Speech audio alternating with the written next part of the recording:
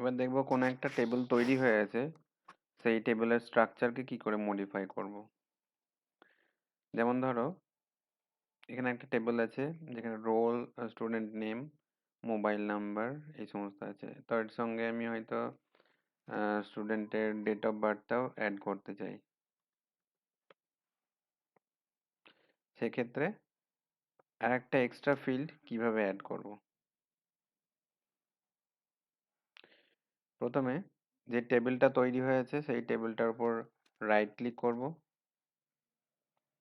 এখানে design view option পাবো, design ভিউয়ে click করলাম। তাহলে প্রথমে টেবিল তৈরি করার সময় যে অপশনগুলো পেয়েছিলাম এখানেও সেগুলোই দেখতে পাচ্ছি। আচ্ছা, তো এখান থেকে সব থেকে শেষে নতুন একটা ফিল্ড ডিওবি লিখলাম। আর তার পাশে ডেটা টাইপ থেকে আহ, এখানে যেহেতু ডেট থাকবে তাই ডেট অর টাইম এটা সিলেক্ট করব। তারপরে সেভ করে দেবো, অফিস বাটনে গিয়ে সেভ। এরপর ডেটা শিট ভিউয়ে যাব। তো দেখো নতুন একটা ফিল্ড অ্যাড হয়ে গিয়েছে। আচ্ছা, ডেটাবেসে কয়েকটা টার্ম ইউজ হয়, যেমন ফিল্ড। ফিল্ড মানে বোঝাচ্ছে যে কালাম, যেমন এই যে রোল একটা ফিল্ড, স্টুডেন্ট নেম একটা field, mobile number, date of birth, এগুলো এক একটা ফিল্ড। আর একটা শব্দ তোমরা শুনবে রেকর্ড। রেকর্ড মানে হচ্ছে এই এক একটা রোকে এক একটা রেকর্ড বলা হয়। এটা 1 নাম্বার রেকর্ড, এটা 2 নাম্বার রেকর্ড, এটা 3 নাম্বার রেকর্ড। তাহলে রোকে বলা হয় ফিল্ড, আর এই রোকে বলা হয় রেকর্ড, এবং কালামকে বলা হয় ফিল্ড। আচ্ছা, তো ধরো এবার আমি চাইছি যে রোল আর স্টুডেন্ট নেমের মাঝে আর একটা কালাম অ্যাড করব, যার নাম হচ্ছে সেকশন। তাহলে কি করে সেটা করব? হোম ট্যাবের আন্ডারে এখানে ভিউজ গ্রুপ আছে, ভিউজ গ্রুপের আন্ডারে বাটন আছে ভিউ বাটন, এখানে ক্লিক করলাম এবং ডিজাইন ভিউয়ে ক্লিক করব। তাহলে ওই টেবিলের স্ট্রাকচারটা তৈরি চলে এলো। এবার আমি চাইছি রোল আর নেম, মানে এই দুটো ফিল্ডের মাঝে আমি একটা ফিল্ড অ্যাড করব। তাহলে এখানে আমরা নতুন একটা রো ইনসার্ট করতে পারি। রো ইনসার্ট করার জন্য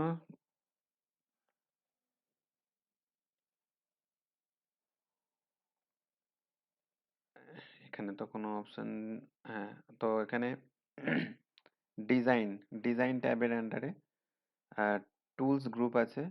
টুলস গ্রুপের আন্ডারে আছে ইনসার্ট রোজ অপশন। এটাই যদি ক্লিক করি, দেখো স্টুডেন্ট নেমের আগে একটা রো ইনসার্ট হয়ে গেল। তো এখানে আমি এবার সেকশন লিখে দিচ্ছি।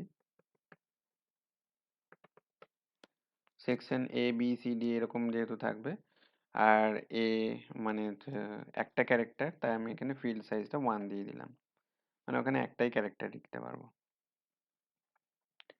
আচ্ছা, তো এই কাজটা আমরা এখান থেকেও করতে পারি যে আহ, প্রথম যে কলামটা দেখতে পাচ্ছি যেখানে কিছু লেখা নাই, এর উপর রাইট ক্লিক করি যদি, তাহলে দেখো ইনসার্ট রোজ অপশনটা পেয়ে যাব।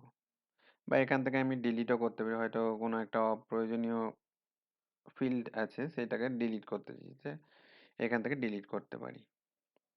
বেশ, যেহেতু একটা চেঞ্জ করেছি, নতুন একটা ফিল্ড নেম ইনসার্ট করেছি, সুতরাং আমাকে এখান থেকে এটাকে মানে টেবিলটাকে বা ডেটাবেসটাকে সেভ করতে হবে। তাহলে অফিসে গেলাম, সেভে ক্লিক করলাম। এবার ডেটা শিট ভিউতে যাব। তাহলে দেখো নতুন একটা কলাম সেকশন চলে এসেছে। এখানে কিন্তু আমি কেবলমাত্র একটাই ক্যারেক্টার টাইপ করতে পারবো, এর থেকে বেশি ক্যারেক্টার টাইপ করতে পারবো না। A B C.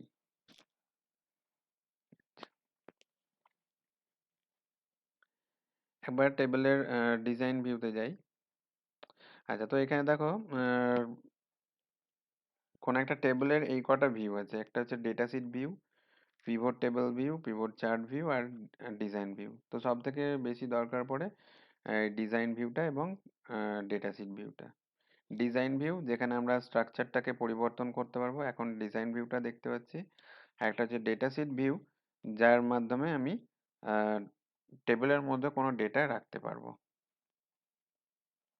আচ্ছা, তো একবার ডিজাইন ভিউতে যাই। ডিজাইন ভিউতে গেলে আমরা এখানে ডেটা টাইপের মধ্যে বেশ কিছু অপশন দেখতে পাবো। তো এই অপশনগুলো সম্পর্কে একটু জেনে রাখা ভালো।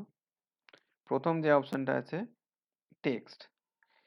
টেক্সট ডেটা টাইপের আন্ডারে আমরা কোনো যদি টেক্সট কোনো একটা ফিল্ডে আছে বা একটা সেল আছে, সেইখানে আমি যদি টেক্সট রাখতে চাই, যেমন ABCD বা 1 2 3 4 বা কোনো একটা সিম্বল এগুলো রাখতে চাই, তাহলে টেক্সট ডেটা টাইপটা আমাকে নিতে হবে এখান থেকে।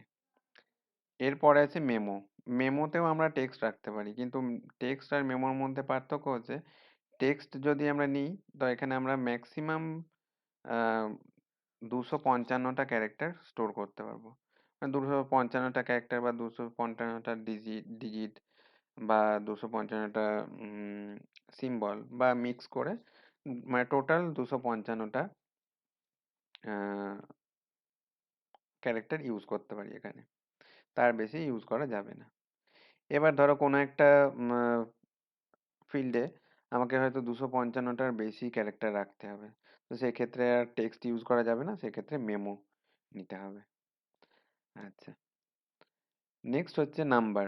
নাম্বার অর্থাৎ এখানে আমি যদি কোনো কিছু নাম্বার স্টোর করতে চাই, যেমন ধরো রোল নাম্বার বা কোনো একটা সাবজেক্টের মার্কস স্টোর করতে চাই, তাহলে সেক্ষেত্রে নাম্বার এই ফিল্ডটা চুজ করব।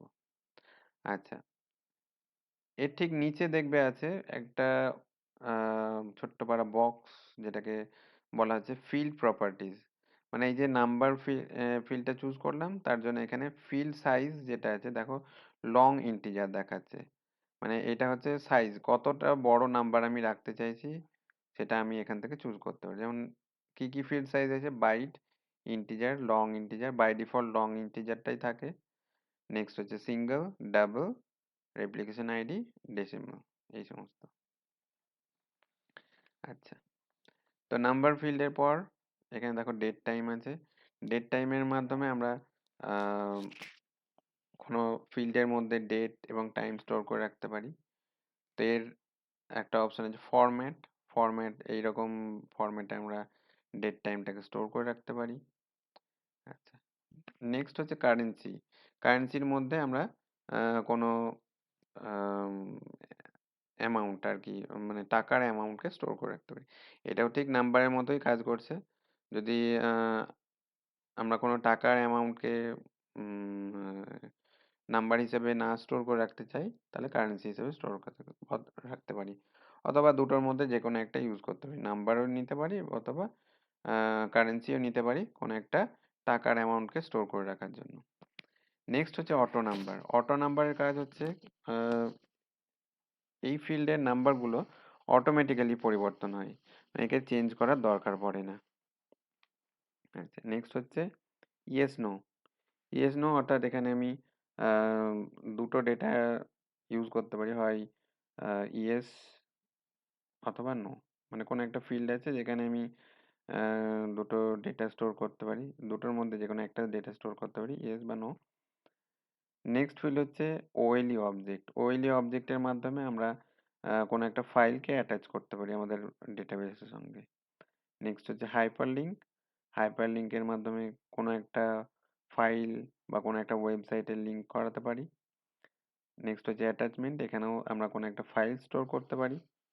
নেক্সট হচ্ছে লুকআপ উইজার্ড। তো লুকআপ উইজার্ডটা একটু আলাদা ধরনের জিনিস, তো এটা পরের ভিডিওতে দেখবো। আচ্ছা, এবার যা চেঞ্জ করার করে নেওয়ার পর সব থেকে শেষে অবশ্যই ফাইলটা সেভ করে নিতে হবে।